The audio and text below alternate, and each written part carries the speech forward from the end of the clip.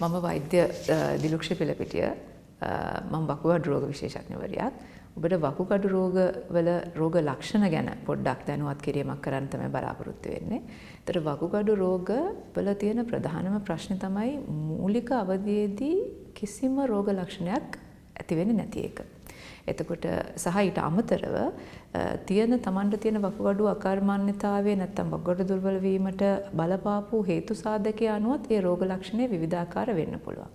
දැන් උදාහරණයක් විදිහට ගත්තොත් වකුගඩු ගලක් ඇති වෙද්දී නම් අර අනිත් කියපේවට වඩා සමහර විට රෝග ලක්ෂණයක් ඇත්තටම එළියට ඇති කරන්න පුළුවන් දෙයක් ඒක. තව අපිට දැන් සාමාන්‍යයෙන් වකුගඩු රෝගය හැදෙන්න මේ අපේ සමාජයේ බලපාන ප්‍රධානම දෙයක් තමයි කාලයක් තිස්සේ පවතින දියවැඩියාව. හෝ අධික රුධිර පීඩනය, එහෙම නැත්නම් හෘද රෝග, එහෙම නැත්නම් අධික ස්ථූලතාවය. දැන් ඔය වගේ ඒවා තමයි අපිට ඇත්තටම අපේ වකුගඩු රෝග සායනවල 60%ක් 70ක් වගේම රෝගීන් ඉන්නේ ඔය වගේ හේතු කාරණා මත. ඒ වෙලේදී එන වකුගඩු අකර්මණ්‍යතාවයේදී මූලික අවධියේ වකුගඩුව දුර්වල වෙන මූලික අවස්ථාවලදී කිසිම වකුගඩුව සම්බන්ධයෙන් රෝග ලක්ෂණයක් එළියට නොපෙන්වෙන එක එතන වැදගත් ප්‍රශ්නයක්. ඒ නිසා රෝගීන් දන්නේ නැහැ දියවැඩියාව කලයක් තිබුණත් Tamanට වකුගඩුවත් ඒත් සමගම සමගාමීව අඩපණ වෙමින් යවනවා කියලා එළියට පෙන්වන්නේ නැහැ. නමුත් කාලයක් ඕක තිබිලා අපි දන්නේ නැතුව වකුගඩුව සෑහෙන්න දුරට අකර්මණ්‍ය වුණාම අපි ඒකට කියනවා වකුගඩු රෝගය. අපි අවස්ථා 5ක් ගැන කතා කරනවා.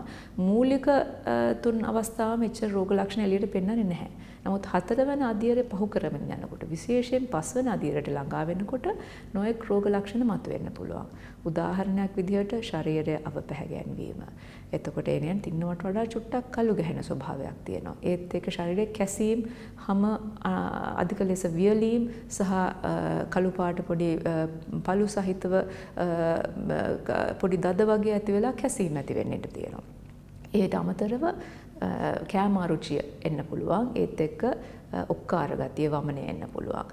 තව ඇඟ ටිකක් ඉදිමුම හින්දා මහත් වෙන්නත් පුළුවන්. මොකද වකුගඩුවෙන් සමහරලාට ප්‍රෝටීන් පිට වෙන තත්ත්ව තිබුණොත් ප්‍රෝටීන් පිට වෙන දේවල් හින්දා හෝ නැත්නම් දියවැඩියාව තියෙනකොටත් වකුගඩුවෙන් ප්‍රෝටීන් කාන්දු වීමක් සිද්ධ වෙනවා රෝගය වකුගඩුවට බලපාති. ඒ අවස්ථාවේදී අපිට අර ඇල්බියුමින් ප්‍රමාණය ඇඟෙන් පිටවීම නිසා අපේ ඇඟ ඉදිමීමට තත්පත් වෙන්න පුළුවන්. ඒතකොට ඉදිමෙනකොට නම් බර පොඩ්ඩක් වැඩි වෙනවා. එහෙම නැත්නම් සමහරෙක්ගේ වකුගඩු රෝගය වැඩි වෙමින් යනකොට එක්තරා අවස්ථාවකදී ශරීරයේ බර අඩුවීමක් වෙන්නත් පුළුවන්. අපිට වැදගත් හෝමෝනයක් තියෙනවා එරිත්‍රොපොයිටින් කියලා වකුගඩුව වැඩ කරනකොට නිපදවන. ඒක අඩුවෙන් නිපද වෙන්න පටන් ගන්නවා වකුගඩු රෝගය අදියර 4 පහු කරන් යනකොට. ඒතර එරිත්‍රොපොයිටින් මදිකම නිසා ඇඟේ එරිත්‍රොපොයිටින් හරහා නිපදවන හීමොග්ලොබින් කියන අපේ හීමොග්ලොබින් හින්දා තමයි ඇඟේ ලේ රතු පාටට හොඳට තියෙන්නේ. ඒත් එක්කම අපි මහන්සියක් නැතුව හොඳින් වැඩ කරගෙන යන්නේ හොඳට හීමොග්ලොබින් තත්ත්වය අපි තියෙනකොට. එතකොට ওই හීමොග්ලොබින් මද වෙවි යනකොට එරිත්‍රොපොයිටින් මදිකම නිසා එන්නෙන් අපිට අර වෙනදට වඩා අධික මහන්සි කර ගතියක්. අදියර 5 විතර වෙනකන් වැඩි වෙවි යනකොට වකුගඩු අකර්මණ්‍යතාවය සමහරට මුත්‍රා පිටවීම අඩුවීම හේතුවෙන් එන අපේ ඇඟේ ඉදිමුම එන්නත් පුළුවන්. ඊට අමතරව අර ටිකක් අපේ සිහිය මදි ගතිය පොඩ්ඩක් අධිකව නිින්ද යෑම, එහෙම නැත්නම් නිින්ද තනිකරම නොයෑම සහ සමහරලාට පොඩ්ඩක් අර වලිප්පුව හැදිලා වගේ ෆිට් එක වගේ විදිහටත් ඒ රෝගීන් සමහරලාට රෝහලට එන අවස්ථා තියෙනවා. මුත්‍රා දිගින් දිගටම අඩුවෙන් පිට විවි යන අවස්ථාවක් ආවොත් දිගින් දිගටම එම රෝගීන්ට ඒට සමගාමීව ඇඟේ ඉතුරු වෙන වතුර බර ගතිය නිසා එන්නෙන්නම කකුල් පාද දිහා ඉඳලා උඩට උදරයේ ඒ කියන්නේ තියෙන හැමේ ඝනකමක් විදිහට තමයි ඉදිමු මතුවෙන්නේ.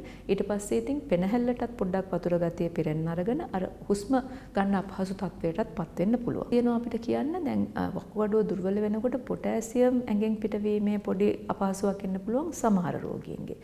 100%ක්ම රෝගීන්ගේ නෙමෙයි.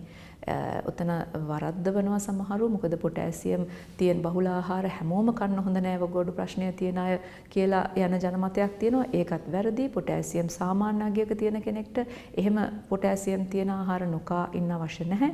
නමුත් පොටෑසියම් ඉතුරු වෙන්න බලන රෝගීන්ට වෛද්‍ය උපදෙස් තමන් බලන වෛද්‍යවරයාගේ උපදෙස් මත ඒ ආහාර වලින් වැළකී සිටින්න අවශ්‍යයි.